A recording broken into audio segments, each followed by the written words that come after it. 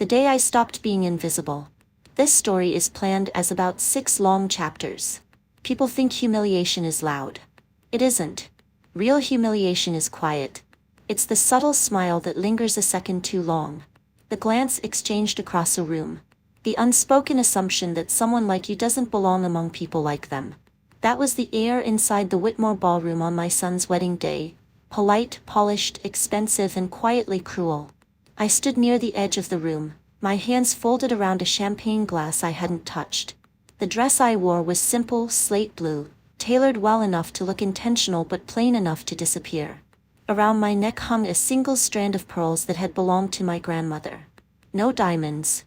No labels. No declarations. I had learned long ago that the best way to protect yourself was to look exactly like what people expected to see. A widow. Comfortable but not powerful. Present but irrelevant. My son, Evan Hale, looked radiant as he laughed beside his new wife, Charlotte Whitmore. I hadn't seen him that relaxed since his father died. For that alone I told myself I would endure whatever discomfort came with today. Charlotte's family had spared no expense. The Whitmore estate stretched across rolling Virginia hills like a private kingdom. Generations of money had shaped every detail, every stone path, every chandelier, every carefully curated smile. I was admiring the string quartet when Charlotte approached, her arm looped through her parents. "Mom," she said brightly, "I want you to finally meet Evan's mother." Her tone was sweet. Too sweet. The kind of sweetness that comes with evaluation. Her mother smiled politely. Her father didn't. Richard Whitmore stared at me as if someone had struck him. Not confusion. Recognition. His gaze sharpened, scanning my face, my posture, the way I stood, still, grounded, observant. I recognized the look instantly. It was the same look men wore in boardrooms right before they realized they were no longer in control. He took a step closer. Then he whispered, almost to himself, "No, that's not possible." Charlotte laughed lightly. "Daddy." His eyes never left mine. "Weren't you," he said slowly, "the woman at the acquisition meeting?" The room didn't hear him. But I did. And in that single moment 15 years of careful invisibility cracked. For most of my life I had believed that silence was safety. I had spent years perfecting it. After my husband Daniel passed away I simplified everything. I sold the house we'd shared. I moved into a quiet apartment. I declined invitations that felt performative. I learned how to smile without inviting questions. Evan never suspected a thing. He believed what I allowed him to believe, that his father's pension and a modest insurance payout had left me stable, nothing more. He never asked. He was too busy building his own life, and I was grateful for that. I wanted him to succeed without shadows. Charlotte, on the other hand, noticed everything. The first time we met, months before the wedding, she had asked me if I worried about retirement. The second time, she casually suggested financial planners for peace of mind. I had smiled and changed the subject. People like Charlotte never ask questions without purpose. At the reception, Richard Whitmore's face had gone pale. Charlotte followed his gaze, then looked back at me, her expression tightening. Her mother's diamond bracelet flashed as she lifted a hand to her chest, suddenly alert. I set my champagne glass down. "I think you're mistaken," I said calmly. Richard didn't blink. "I remember you," he said. "You didn't speak much. You let your attorneys handle everything. But you were the one making the decisions." I met his eyes. "Congratulations on your daughter's wedding," I replied. He swallowed. Behind us the orchestra played on. Laughter continued. The world moved, unaware that something fundamental had shifted. 3 years earlier, Whitmore Industrial Group had been collapsing. Richard Whitmore had expanded too fast, borrowed too aggressively, trusted his reputation to carry him where discipline should have. When the market tightened, the illusion cracked. The buyer who saved the company arrived quietly. A shell corporation. A discreet legal team. No press conference. No interviews. That buyer was me. I hadn't purchased the company for revenge or power. I had purchased it because beneath the mismanagement was something solid. Good people, valuable infrastructure, potential worth saving. Richard never knew who held the reins after the sale. He'll know. Charlotte's smile had vanished entirely. "What are you talking about?" she asked her father sharply. He didn't answer her. Instead he looked at me with something like fear. The irony almost made me laugh. I left the reception early, citing fatigue. By morning, Evan was standing in my living room, pacing like a caged animal. He pulled me aside, Evan said. He asked about Dad's patents. About your investments. I watched my son struggle with confusion that bordered on betrayal. Before I could respond, my phone buzzed. A message from Charlotte. Margaret, I think it's time we talk. Now that we're family, there are things we should be transparent about. I stared at the screen longer than necessary. Transparency is a dangerous word in the mouths of people who believe they deserve what they didn't build. I think, I said finally, that your wife is very intelligent. Evan frowned. That doesn't answer my question. No, I agreed. But it explains what's coming next. Charlotte chose the restaurant. The most expensive one downtown. Floor-to-ceiling windows. White tablecloths. A setting designed to assert dominance through taste. She arrived early. Perfect hair. Designer suit. A posture that suggested she was already negotiating. She ordered a bottle of wine that cost more than most people's monthly rent. I thought we should celebrate being honest, she said. I ordered water. Her green eyes flicked briefly to my plain black dress, my unremarkable handbag. Then she began. She spoke about business school, about corporate governance, about the importance of family wealth being managed collectively. She slid her phone across the table. A grainy photo from a business article, an acquisition meeting 3 years earlier. A woman in a navy dress, half hidden behind lawyers. Me. The resemblance is striking, Charlotte said lightly.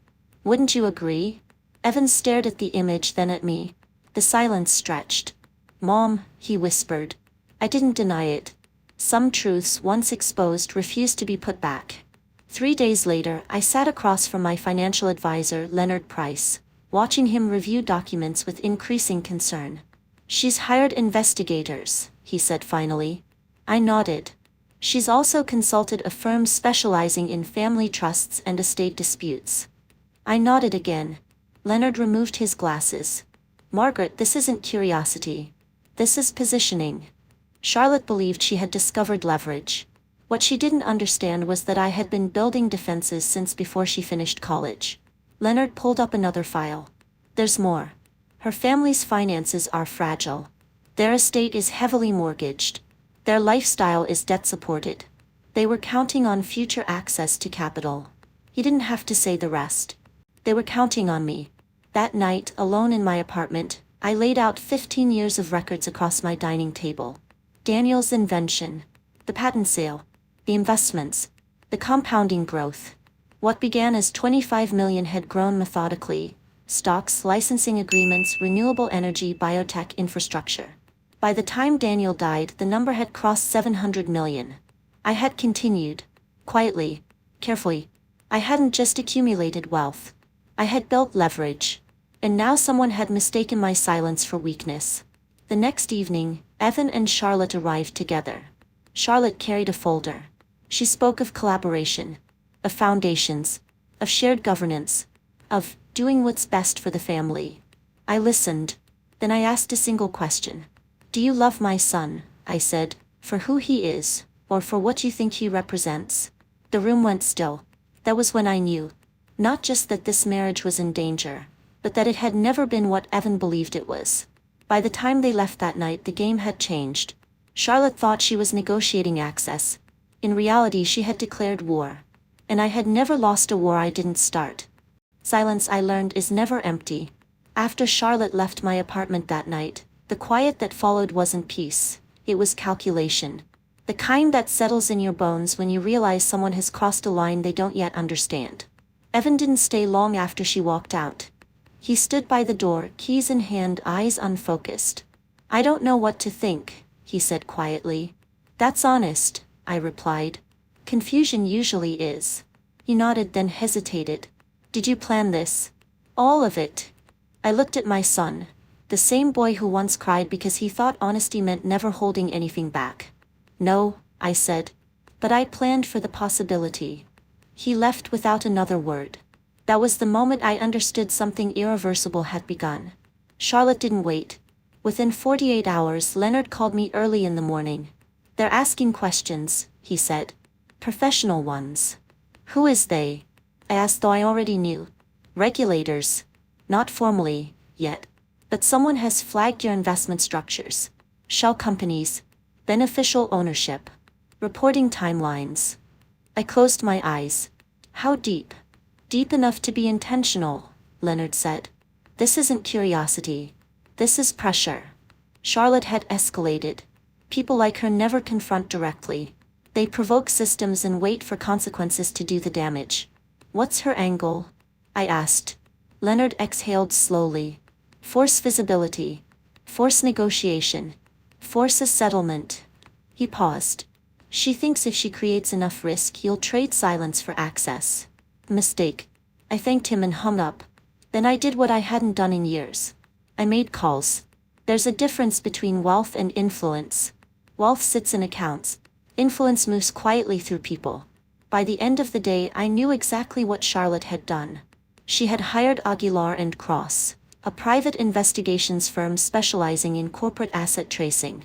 She had also consulted a law firm known for dismantling family trusts through litigation pressure. She wasn't just curious. She was preparing a claim. The irony almost impressed me. She had married into a family she believed was modest, only to discover she had underestimated the wrong woman. That night Evan called. She filed for legal separation, he said flatly. I said nothing. She says she's concerned about potential financial exposure. About undisclosed liabilities. There was strategy disguised as self-protection. I'm sorry, I said and meant it. Are you? Evan snapped. Because it feels like everything fell apart the moment the truth came out. The accusation landed harder than I expected. I protected you, I said carefully. For years. From what? He asked. From my own life? He hung up before I could answer. 2 weeks passed. Charlotte moved fast. Articles appeared, not naming me but questioning anonymous acquisitions. Financial blogs speculated about shell companies and hidden investors. The pressure was deliberate. Then Leonard called again. Margaret, he said, we have a problem. My grip tightened around the phone. She's made formal inquiries with the SEC. For the first time since this began, I felt something close to anger. On what grounds? Failure to declare beneficial ownership. Possible reporting inconsistencies. Nothing concrete, but enough to trigger audits. How long? Months, possibly years. Visibility. That was her weapon. I thanked him and ended the call. Then I opened my laptop. Charlotte wanted transparency. She was about to get clarity, just not the kind she expected. I investigated her. Not emotionally, professionally. Her financial footprint was thin, elegant but fragile. Her parents' estate was leveraged far beyond appearances. Their accounts had been drained to maintain reputation. Their income streams depended on consulting roles I had quietly approved through Whitmore Industrial's new board. Charlotte believed she had leverage. In reality, she was standing on borrowed ground. I found the final piece by accident, a recorded call between Charlotte and a former college roommate. She laughed as she spoke. I'm done dating potential, she said. I want security, stability. You don't marry love, you marry futures. The date stamp was 3 weeks before she met Evan. I sat back and closed my eyes. The truth has a sound. Once you hear it, you can't unhear it. Leonard arranged the meeting. Neutral ground. Boardroom. Witnesses. Charlotte arrived with her lawyer. Her parents followed. Evan sat beside me, silent, exhausted. Her lawyer spoke first. Accusations dressed as concern. Patterns. Control. Manipulation. When he finished, I spoke. I owe none of you my assets, I said calmly. I owe none of you explanations. And I will not negotiate under threat. Charlotte leaned forward. We're family. I met her gaze. No, I said. We were an opportunity, to you. Silence filled the room. Then I made my offer. Withdraw every complaint, I said. And all investigations. Walk away. Her lawyer frowned. And in return? $5 million, I replied. One payment. Clean break. No contact. Evan stood abruptly. You're buying my marriage? I looked at him gently. No, I said. I'm ending a war you never chose. Charlotte didn't respond immediately. I watched calculation ripple across her face. She had come for leverage. She had found an exit. The meeting adjourned without an answer. At 11:47 a.m. the next day, Leonard called. They accepted. I closed my eyes. The money transferred by evening. Charlotte vanished. That night Evan came over. He didn't accuse me. He didn't thank me. He simply sat beside me staring at the floor. I don't know who she was, he said finally. I rested my hand over his. Neither did she, I replied. Outside, the city moved on, unaware that a quiet war had ended. But something else had begun. Because for the first time in 15 years I was no longer hiding. I was choosing. When power becomes visible, there is a strange aftermath to war when no one outside the room knows it happened. No headlines. No sirens. No applause. Just silence, thicker than before. After Charlotte disappeared from our lives, the world expected everything to return to normal. But normal is a fragile illusion. Once it cracks, it never fully seals again. The money transfer settled quietly. $5 million moved across accounts with the cold efficiency of a closing door. Leonard confirmed the paperwork, the non-contact clauses, the withdrawals of complaints. Legally, the storm had passed. Emotionally, it had only begun. Evan stayed away for several days. Not out of anger, out of disorientation. When he finally came over, he didn't ask questions. He wandered through my apartment as if seeing it for the first time. You always lived like this, he said slowly. Simple. Careful. Yes, I replied. And deliberately. He nodded, then sat across from me. I keep thinking, if she hadn't pushed, would I ever have known? No, I said honestly. That scares me. It should have. Because secrets, even protective ones, create distance.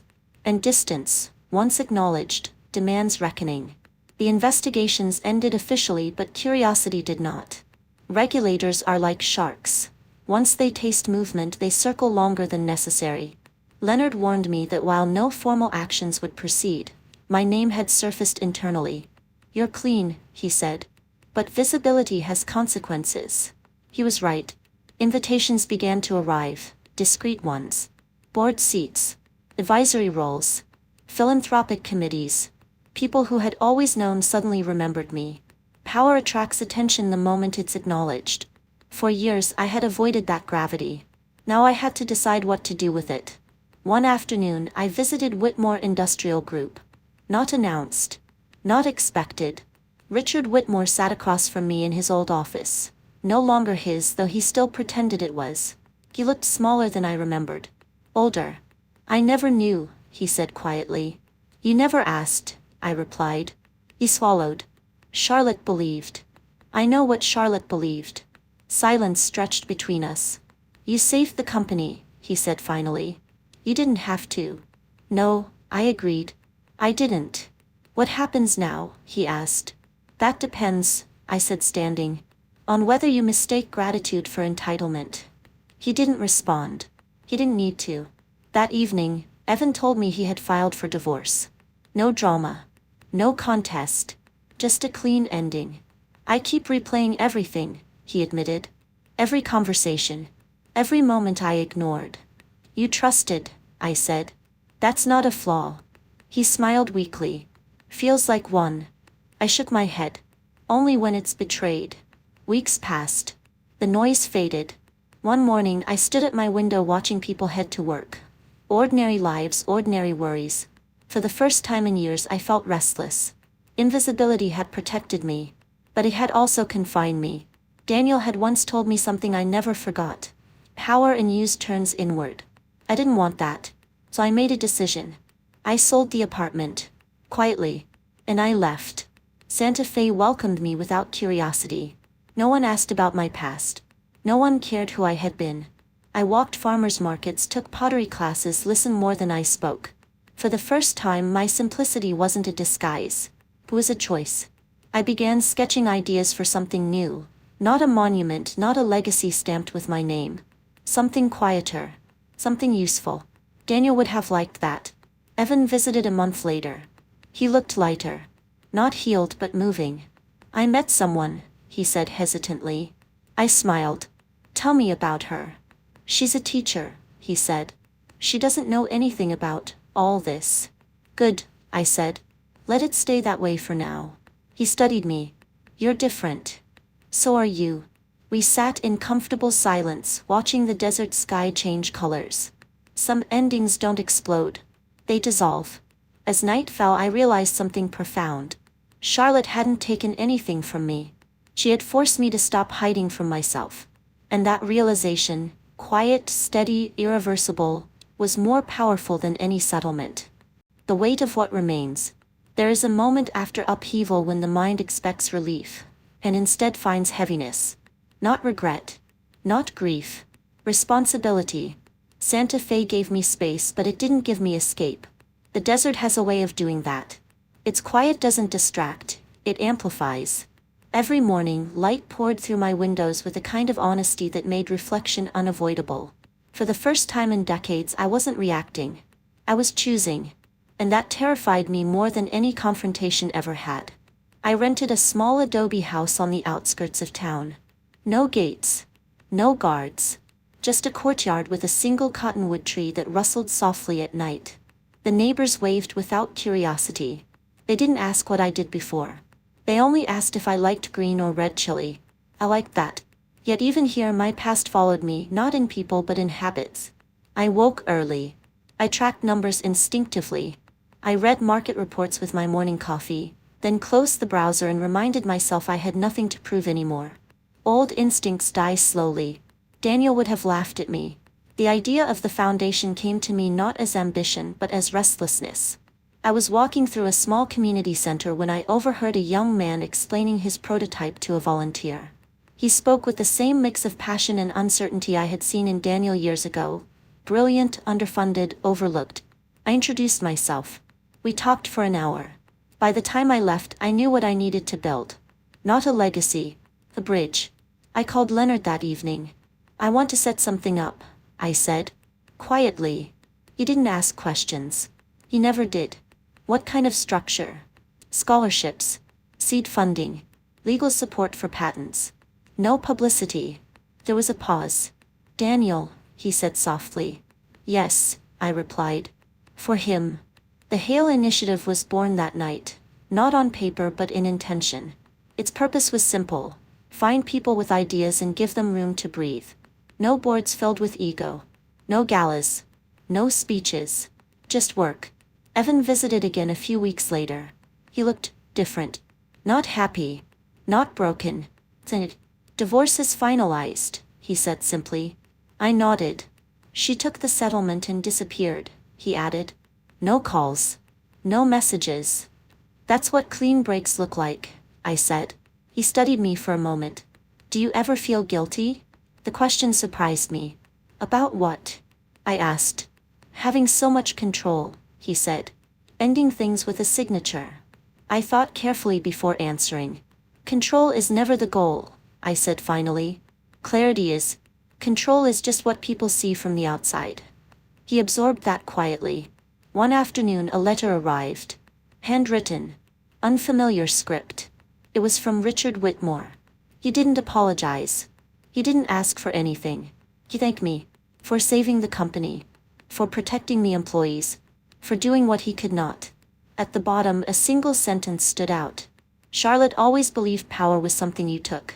I never realized it could be something you carried. I folded the letter and placed it in a drawer. Closure doesn't always arrive loudly. The foundation's first recipient was a young woman from Austin working on energy storage. When she presented her prototype, her hands trembled, not from fear but from possibility. This changes everything, she whispered. I smiled. Yes, I said. That's the point. In that moment I felt something settle inside me, something no acquisition or negotiation had ever provided. Purpose without performance. Evan began bringing someone with him when he visited. Her name was Lena. She didn't ask questions. She listened. She spoke gently, thoughtfully. When she complimented my home, it wasn't for its taste but for its calm. Once over dinner she said, "You feel like someone who knows when to stop chasing." I almost laughed. Almost. At night, alone, I sometimes thought of Charlotte, not with anger but with clarity. She had mistaken proximity for access, marriage for leverage, silence for weakness. She wasn't evil. She was hungry. And hunger, when unchecked, consumes everything, including itself. One evening, as the sun dipped low and the desert cooled, Evan sat beside me on the patio. "I think," he said slowly, "I understand why you hid." I didn't respond. "But I also think," he continued, "I'm glad you stopped." I turned to him then. So was I. Because power, once acknowledged, doesn't demand noise. It demands responsibility. And I was finally ready to carry it, openly, quietly, and on my own terms. The calm after the storm. This concludes the story, planned as about 6 long chapters. The air in the Hale residence was different now. It wasn't charged or tense. It wasn't electric with whispered accusations or the subtle tremor of hidden agendas. This, still, quiet but not peaceful. Quiet in the way a battlefield feels after the fighting ends.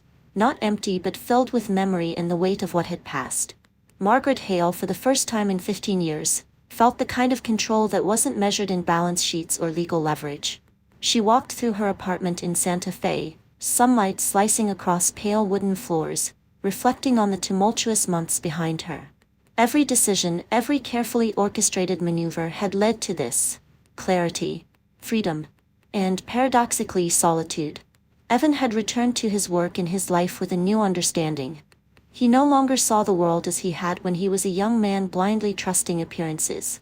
The marriage with Charlotte had been dissolved quietly, a legal formality overshadowed by the recognition that it had never been love, but calculation. The young woman who had once sat across from Margaret with poised confidence, plotting access to hidden wealth, was gone. Her settlement had been accepted, and she had vanished from their lives, without a trace, leaving only her intentions exposed for the Hale family to see. Margaret allowed herself to breathe in the vastness of her new reality. The Thomas Fund, named after her late husband, had finally been established.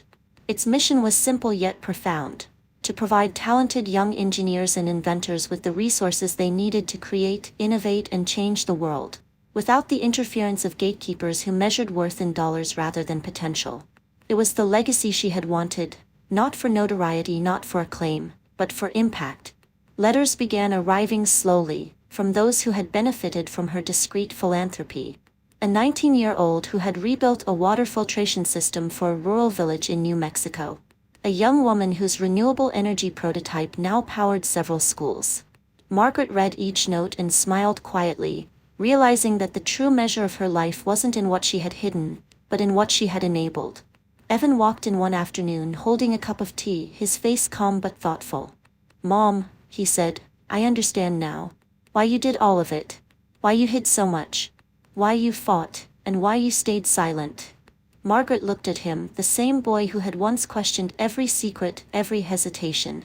"Sometimes," she said softly, "power is quiet. Influence doesn't always announce itself. And truth isn't always meant to be spoken. Not until it needs to be." He nodded, leaning back in his chair. "I want to live differently," he admitted. "I want people to matter more than money. I want to choose authenticity over appearance. And I want to do it without fear of legacy haunting me." Margaret felt a warmth she hadn't known in years, a mix of relief and quiet pride. "Then you've learned the most important lesson, Evan. Life isn't about the wealth you inherit or hide. It's about the choices you make when no one is watching. It's about the impact you leave behind." As the sun set over Santa Fe, painting the sky in hues of rose and amber, Margaret looked out the window and allowed herself to feel content. She had faced manipulation, betrayal, legal scrutiny, and the corrosive pressures of greed, but she had emerged intact. She had protected her son, secured her husband's legacy, and created a space where genuine talent could flourish. The quiet of her home finally was not emptiness. It was presence. Presence of all that mattered. Presence of lessons learned, power understood, and love protected, not just for family but for the world beyond her walls. For the first time in a long while, Margaret Hale was not hiding. She was simply being. And that, she realized, was far more powerful than any fortune or secret ever could be.